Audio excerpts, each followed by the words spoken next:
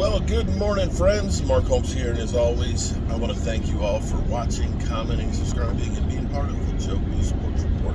Without you guys, as well as you ladies, you know that this literally does not work. Got it down in the country, got to get my generator because we need a generator for Sunday, because we need electricity for the television, among other things.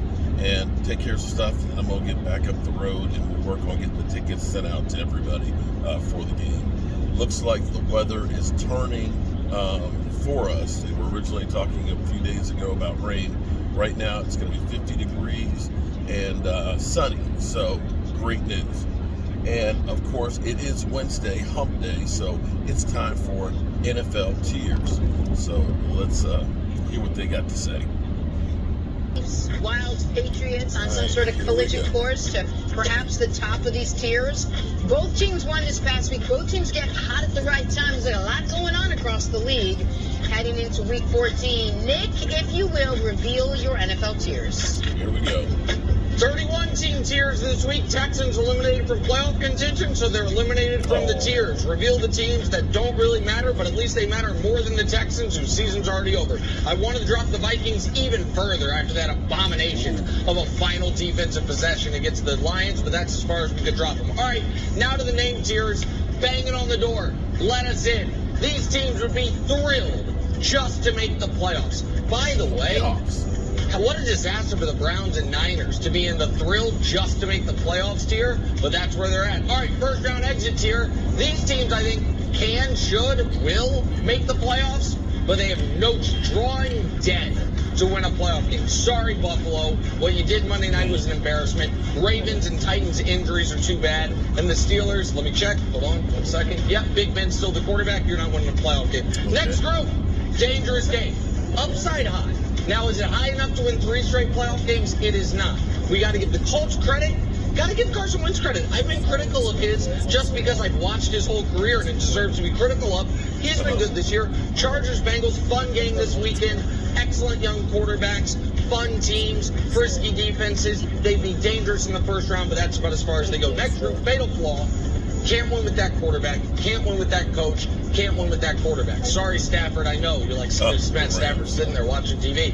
He's like, you're putting me in the same group as Mac Jones? Well, you guys do have the same number of career playoff wins. Mac Jones actually has more if you count the college football playoff, though it Wilds does because he's a charlatan. However, those teams, they all have 4 losses. They all are good, far from great teams, and given their issues, either at the most important position on the field or head coach, you can't see them winning the requisite 3 or 4 straight games to win the Super Bowl. Ratings bonanza, last year's NFC Championship game, what I believe is going to be this year's NFC Championship game, what I know Greg will see as the NFC Championship game, Packers, Bucks. You have the 2 most reliable quarterbacks in the NFC.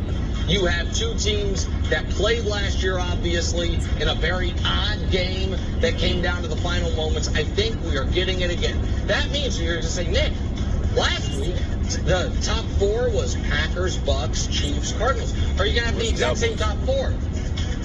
We are not. By a 7-6 vote, the committee flip-flopped the top 2. Cardinals, Chiefs, vice versa. From last week to this week, you might say, why? Well, it's quite simple.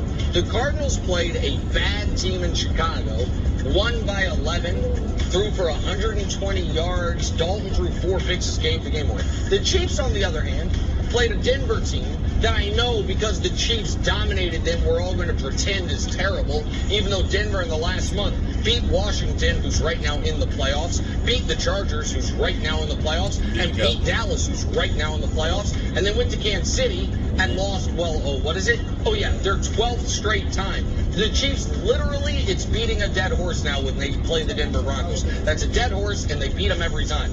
But it was 22-3 with 6 minutes left. They have the best defense in football over the last 2 months. They are the favorites once again. After being knocked down, they come back up. So there it is, Greg Jennings.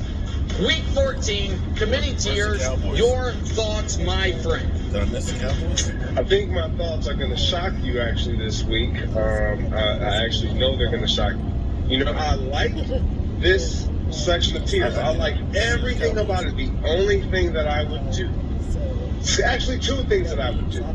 I would remove the Kansas City Chiefs slide the contenders of the Cardinals up or Green Bay up, doesn't matter, and put the Kansas City Chiefs on the fatally flawed road with I'm not gonna even move the Patriots up, but I'm going to put the Kansas City Chiefs to the right of the LA Rams. Why?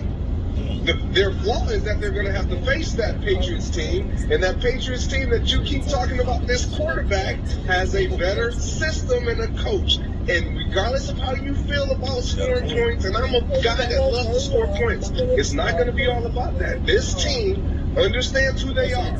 Mac Jones understands who he is. In his rookie season, they're going on the bye.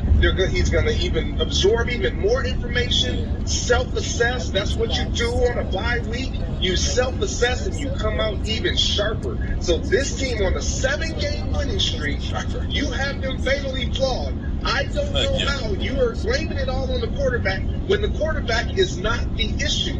They play as a team, they win as a team, they lose as a team. This team is going to be your AFC champions right here.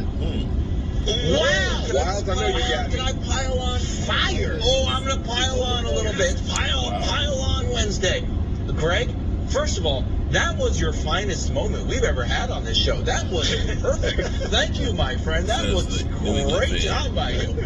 Just to pile on a little bit and just solidify some of Greg's statements. Because we had one mistake in there. It's not a 7-game winning streak. If we're counting moral victories, it's a 9-game winning streak. We brought Dallas to overtime, which, by the way, how is Dallas playing? Oh, they've only won 2 of their last 5 games?